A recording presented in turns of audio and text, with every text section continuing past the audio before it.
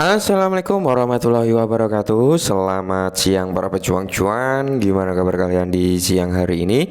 Semoga kalian dalam keadaan sehat semua dan saya doakan sukses semua buat kalian. Amin. Mantap jiwa ya.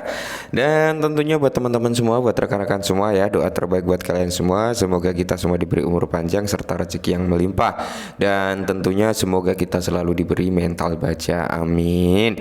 Dan tidak lupa jangan kawan, tetap secangkir kopi harus selalu ada buat menemani kesempatan siang kali ini teman-teman, untuk melihat rekondisi daripada keadaan cryptocurrency. Tapi sebelum kita lanjut, alangkah baiknya kalau kita lihat secara keseluruhan ya, market cap-nya turun kembali teman-teman, karena kemarin sempat nyentuh di area 1.700 billion.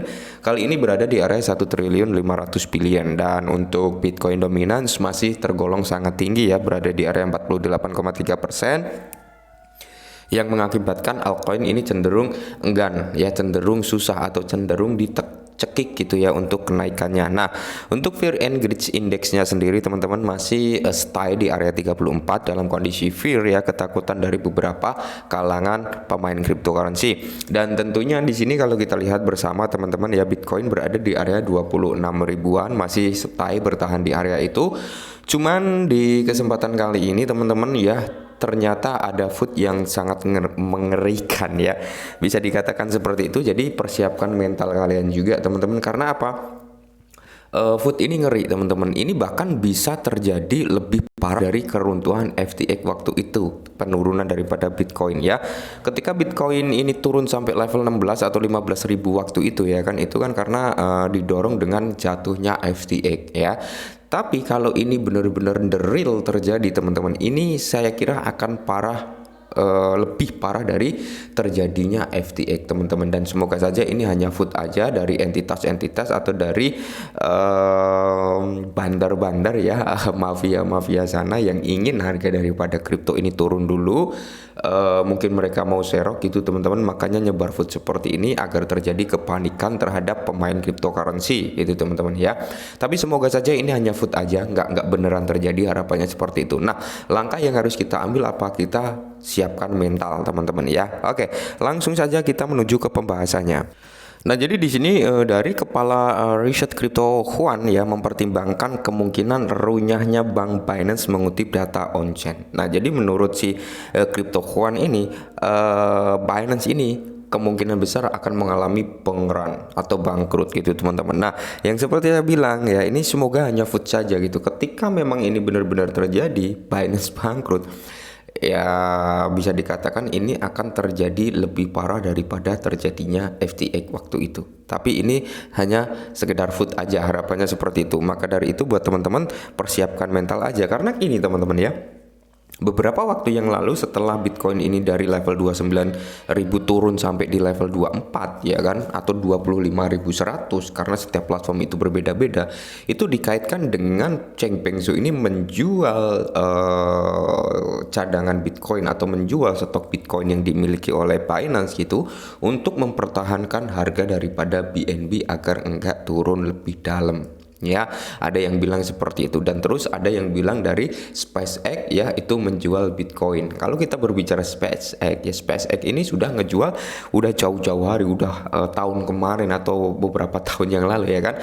Tapi beritanya diangkat kembali. Terus ada suatu entitas atau suatu perusahaan yang ada di Cina yang mengalami kebangkrutan ya. Ini sudah ngajuin kebangkrutan, bukan lagi diambang kebangkrutan, tapi memang sudah mengalami kebangkrutan. Nah, jadi yang di sini yang diserang itu adalah Binance teman-teman, dimana di sini ada berita lagi bahwasanya Binance bakalan mengalami kebangkrutan. Oke, jadi kepala peneliti kripto Juan Moreno telah memberikan data yang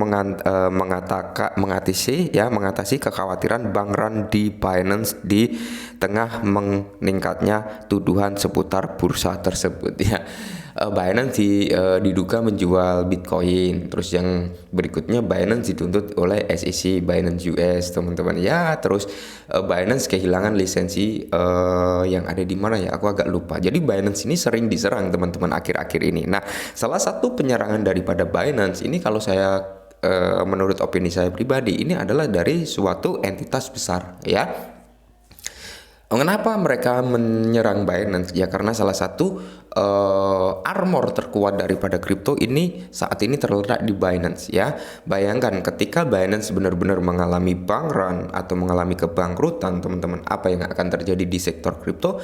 Otomatis ya pemain cryptocurrency akan terjadi panic selling, akan terjadi penjualan dalam skala besar yang mengakibatkan altcoin cryptocurrency terutama Bitcoin juga itu mengalami penurunan yang cukup signifikan. Kita bisa ambil pelajaran dari terjadinya peruntuhan FTX waktu itu. Ketika FTX runtuh, harga Bitcoin sempat nyentuh di level 15.000 something ya, di level itu sangat-sangat rendah, dan waktu Bitcoin nyentuh di situ banyak yang memprediksikan harga Bitcoin bisa ke 12.000 bahkan sampai ke 3.000 US dollar ya. Itu prediksi gila sebenarnya, tapi tidak menutup kemungkinan itu semua bisa terjadi ketika memang Binance ini mengalami kebangkrutan. Cuman yang perlu kita garis bawahi, kita harus berpikir secara rasional juga. Oh ternyata ini kalau menurut saya pribadi hanya food. Nah untuk mengantisipasi hal tersebut teman-teman ya, apa yang harus kita lakukan adalah mempersiapkan mental, mempersiapkan armor, mempersiapkan psikolog ya. Seperti itu, kita cari data-data yang relevan gitu ya. Takutnya teman-teman semua yang baru kenal kripto tiba-tiba tahu berita ini ya, mereka lihat berita di artikel, oh ternyata Binance akan mengalami kebangkrutan nih, mereka panic selling dan sebagainya. Padahal kalau kita berbicara seperti ini teman-teman,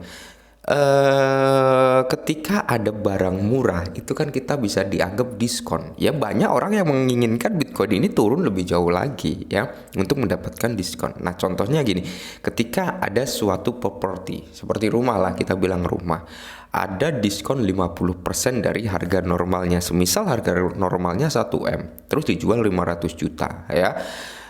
Kita punya dana 1M. Apakah kita nggak akan membeli rumah tersebut untuk investasi jangka panjangnya? Tentunya setiap seiring berjalannya waktu saya kira harga tersebut akan naik. Begitu pula dengan kripto yang memiliki teknologi yang kuat, fundamental yang mantap, ya tidak menutup kemungkinan seiring berjalannya waktu dia akan naik. Nah, jadi di sini bertengan dengan klaim bahwa Binance sedang menghadapi bank run, evaluasi Monero yang dibagikan di X. Sebelumnya Twitter menyajikan perspektif yang berbeda, teman-teman. Nah, jadi kalau kita lihat dari sini, teman-teman, dari Twitter Monero ini ya, Giulio Moreno, di mana Binance sedang mengalami bank run. Nah, tidak, cadangan devisa masih bergerak sesuai pola historis. Sejak tahun 2018, cadangan Bitcoin Binance tidak pernah turun melebihi 16% dari nilai tertinggi sepanjang masa sebelumnya. Ini adalah menjadi metrik yang harus diperhatikan. Nah, ini yang kemarin nyebut Binance ini ngejual Bitcoin berarti itu berita hoax ya, seperti itu.